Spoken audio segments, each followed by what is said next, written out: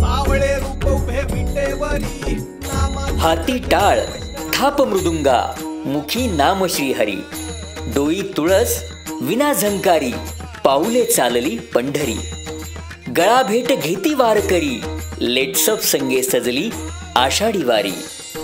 Jadhavar group of institute Pune प्रस्तुत अभंगवारी। महाराष्ट्राला भक्तिरसात डुंबविणाऱ्या आषाढी वारीचे खास वार्तांकन पहा फक्त लेट्सअप वर। सध्या मी वेळापूर या शहरामध्ये आहे, या गावामध्ये आहे आणि या गावातील अर्धनारी नटेश्वराचं मंदिर जगातील एकमेव असं मंदिर आहे। अर्ध महादेव आणि अर्ध शिल्प माता पार्वतीचं असं मिळून या ठिकाणी एक अनोखं शिल्प आपल्याला पाहायला मिळतंय। या मंदिराची रचना हेमाडपंथी आहे आणि या मंदिराचं निर्माण 1271 ते 1310 मध्ये यादवराजे रामचंद्र आणि देवराव यांनी निर्माण केल्याचं बोललं जातं। या ठिकाणी जे शिलालेख उपलब्ध आहे त्यामध्ये संस्कृत आणि मराठीमध्ये देखील राजा रामचंद्र आणि देवराव यांचा उल्लेख आढळतो।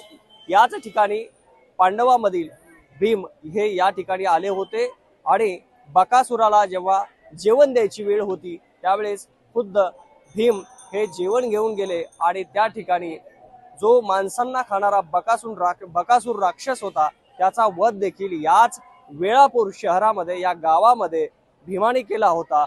म्हणून वेळ टळली म्हणून वेळापूर असं या गावाचं नाव पडलं। तेव्हापासून या गावाला एक ऐतिहासिक महत्व आहे।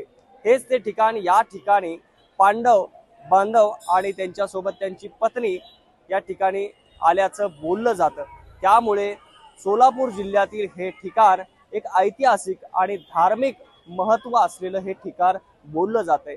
या मंदिराचे वैशिष्ट्य आहे, या मंदिराची रचना हेमाडपंथी आहे आणि त्याहूनही पुढे यादवकालीन हे मंदिर असल्यामुळे या ठिकाणी पंढरीला जात असताना अर्धनारी नटेश्वराचं दर्शन घेतल्याशिवाय पंढरीचं दर्शन पूर्ण होत नाही असाही मानणारा एक मोठा वर्ग आहे।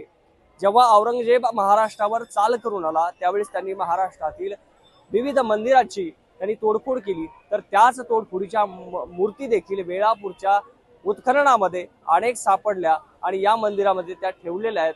त्या मूर्तीची देखील नासधूस केल्याची आपल्याला मूर्ती पाहायला मिळतात। या अर्धनारी नटेश्वर मंदिराचं वैशिष्ट्य हे जगभर चर्चिलं जातं आणि महाराष्ट्रात नव्हे तर देशभरात आणि जगभरात या मंदिराची पाहणी करण्यासाठी मोठे नागरिक या ठिकाणी येत असतात। याच अर्धनारी नटेश्वर मंदिराचे पुजारी माझ्यासोबत आहे, त्यांच्याकडे काय अधिकची माहिती आहे मी ते जाणून घेतोय। महाराज रामकृष्ण हरी, आपलं नाव सांगा आणि या मंदिराबद्दल काय माहिती सांगा। माझं नाव रविराज गौरीहर गुरव।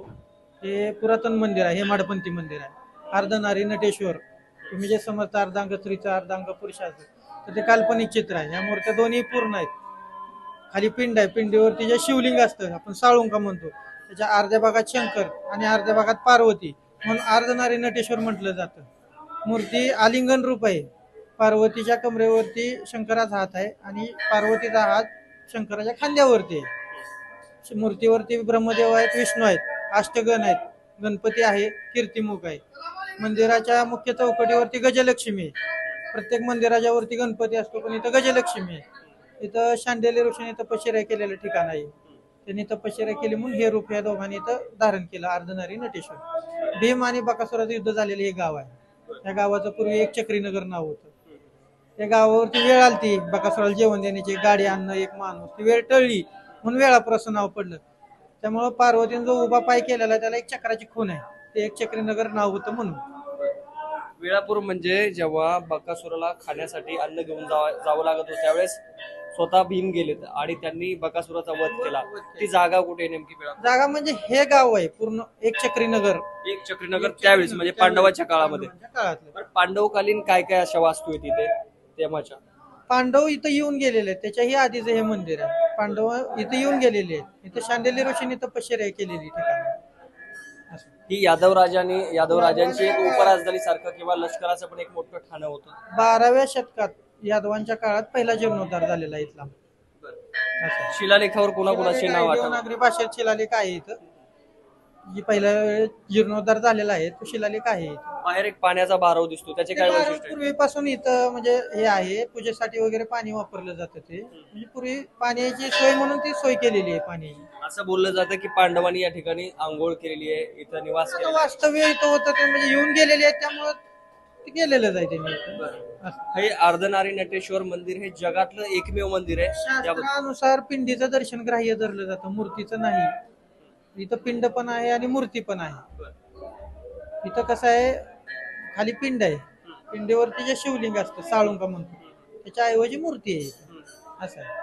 म्हणजे कधीपासून असावं, म्हणजे 12व्या शतकापासून की त्या आधी? आता ते कसं इसवी सन पूर्व आहे, पण त्याच्याकडे आपल्याकडे आधार नाही कुठल्या गोष्टीचा आपण सांगायसाठी. आता कसं आहे, आता जो आराध्य दैवत गजलक्ष्मीचा काळ होता, त्या काळातले हे मंदिर थोडक्यात म्हणजे. आता चौकटीवरती गजलक्ष्मी आहे. आता कसं आपण आराध्य दैवत गणपती म्हणतो, तसं त्या काळात आराध्य दैवत गजलक्ष्मी होती, त्या काळातले हे मंदिर. असं हत्तीचे शिल्प दिसतात त्याच्यावर. हो, दोन्ही साईडला गज आणि मध्ये लक्ष्मी, गजलक्ष्मी. यापेक्षा काही वेगळे पण या मंदिराचं? वेगळे पण म्हणजे हे पुरातन मंदिर आहे. समोर जो नंदी आहे आत गाभाऱ्यात, त्या नंदीच्या पाठीमागून 12 महिने ते उन्हाळा, पावसाळा, हिवाळा तिन्ही ऋतूत पाणी येतं.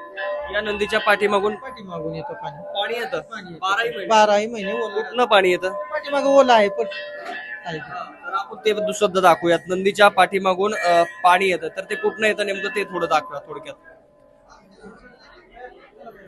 बघा किती चमत्कारिक हे मंदिर आहे आणि पुरातन शिल्पकलेचा एक उत्तम नमुना की या ठिकाणी 12ही महिने पाणी नंदीच्या पाठीमागून येतं. एक आश्चर्यच म्हणावं. तर हे अर्धनारी नटेश्वर मंदिर जगातील एकमेव मंदिर आहे. या मंदिराची रचना विशिष्ट आहे. नंदीची पण रचना आपण इतर नंदी पाहतो, तर हा नंदी थोडा वेगळा आहे, मान उंच नंदीची आहे. इथं कसं आहे, दोघं आलिंगन रूप याच्यात आहेत, त्यामुळे लाजून नंदीने मानतिरकी केलेली आहे. असं आमच्या पूर्वजांनी जे सांगितलं ते आम्ही तुम्हाला पुढे कंटिन्यू सांगतो. म्हणजे तुमचे पूर्वज जे सांगत आले ते तुम्ही सांगत राहता. धन्यवाद, तुम्ही मौल्यवान चांगली माहिती सांगितली. असंही बोललं जातं की औरंगजेब या ठिकाणी आला, मुघलांनी आक्रमण केलं, त्यावेळेस काही मूर्तीची नासधूस केली. त्या मूर्ती इथे आहेत का कुठल्या? आता कसं आहे, मेन मूर्ती आहे समोर पिंडीपासून वेगळी करून समोरच्या पाण्यात ठेवली होती. ज्यावेळेस औरंगजेब आला होता त्यावेळेस ती मूर्ती पिंडीतून काढून समोरच्या पाण्यात ठेवली होती. त्यावेळेस ते पाण्यातून काढताना धक्का लागल्यानंतर मूर्तीचा अंगठा तुटलेला आहे. ह्या ज्या मूर्ती आहेत त्या कुठल्या मूर्ती आहेत? ती गणपती आहे, देवीची मूर्ती आहे. इथं गणपती आहे, तिकडे सप्तमातृका आहेत, इकडे चामुंडा देवी आहे. उत्खननामध्ये सापडल्या. उत्खननात म्हणजे हे पौराणिक गाव असल्यामुळे कसं आहे, उत्खननात सापडलं जाते. असं आहे. नक्कीच ह्या आपण मूर्ती बघू शकतो की या मूर्तीची नासधूस सुद्धा झालेली आहे. ह्या काही मूर्ती तुटलेल्या आपल्याला पाहायला मिळतात आणि या वेळापूर या ऐतिहासिक गावामध्ये ह्या मूर्ती उत्खननामध्ये सापडल्या आणि त्या मंदिरामध्ये ठेवण्यात आलेल्या आहेत. जर पुढे बघितलं तर आपण मूर्ती आपल्याला पाहायला मिळते ही आहे अर्ध नारी नटेश्वराची मूर्ती जी आपल्याला पाहायला मिळते आणि ही जगातली एकमेव अशी मूर्ती आहे ती आपल्याला पाहायला मिळते. जगातील एकमेव मूर्ती आता सजवलेली आहे, मात्र हीच मूर्ती वर जर फोटोत पाहिलं तर ही अशी मूर्ती आहे आणि ही एकमेव जगातली मूर्ती आहे. अर्धनारी नटेश्वराच्या मंदिराबद्दलची माहिती तुम्हाला कशी वाटली आणि याहून तुमच्याकडे अधिकची माहिती असेल तर कमेंट मध्ये नक्की सांगा. पुजारी जे असतील या मंदिराचे त्यांनी सुद्धा आपल्याला माहिती दाखवलेली आहे, माहिती सांगितलेली आहे. ही माहिती कशी वाटली तुम्ही कमेंट करून नक्की सांगा. Vishnu Sanap, let's up Marathi, Velapur. Social मीडियाच्या भाऊ गर्दीत विश्वासार्हतेने चकाकणारे नाव म्हणजे लेट्स अप मराठी. सगळ्यांना, सगळ्या नागरिकांना ती स्पीच, ती लेट्स अप वरील मुलाखती म्हणजे विचारांचा खजिना. त्यानंतरच्या निवडणुकीमध्ये मला सोडून गेले. बातम्या केवळ वस्तुस्थिती सांगणाऱ्या, न प्रोपगंडा, फक्त जनतेचा अजेंडा. क्योंकि आने वाला कल जाने वाला है, जाने वाला कल आने वाला है. राजकारण, मनोरंजन असो की क्रीडा क्षेत्र, महाराष्ट्राची स्पंदने संवेदनशीलतेने टिपणारे माध्यम म्हणजे लेट्स अप मराठी. जगासोबत एक पाऊल पुढे राहण्यासाठी लेट्स अपचे ॲप, सोशल मीडिया आणि वेबसाईट सोबत कनेक्टेड रहा.